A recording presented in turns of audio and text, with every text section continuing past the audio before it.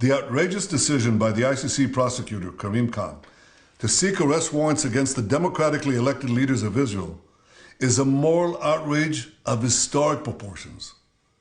It will cast an everlasting mark of shame on the international court. Israel is waging a just war against Hamas, a genocidal terrorist organization that perpetrated the worst attack on the Jewish people since the Holocaust. Hamas massacred 1,200 Jews, raped Jewish women, burned Jewish babies, took hundreds hostage.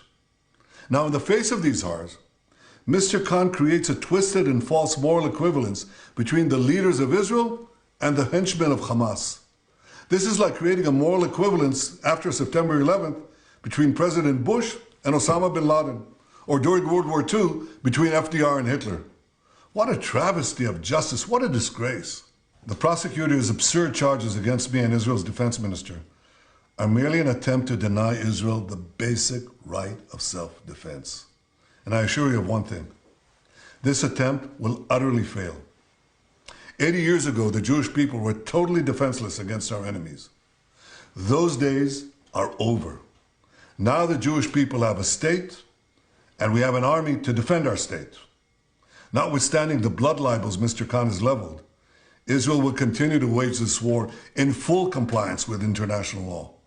We will continue to take unprecedented measures to get innocent civilians out of harm's way and to ensure that humanitarian assistance reaches those in need in Gaza. Mr. Khan also sets a dangerous precedent that undermines every democracy's right to defend itself against terror organizations and aggressors. The ICC has no jurisdiction over Israel, and Mr. Khan's actions will not stop us from waging our just war against Hamas. But Mr. Khan's abuse of this authority will turn the ICC into nothing more than a farce. He's doing something else. He is callously pouring gasoline on the fires of anti-Semitism that are raging across the world.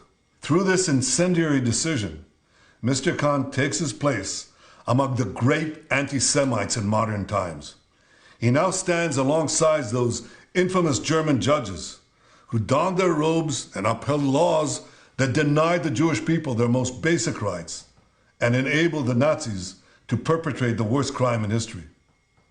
2 weeks ago, on Holocaust Memorial Day, I pledged this: no amount of pressure and no decision in any international forum will prevent Israel from defending itself against those who seek our destruction. To all the enemies of Israel, including their collaborators in The Hague, I renew that pledge today.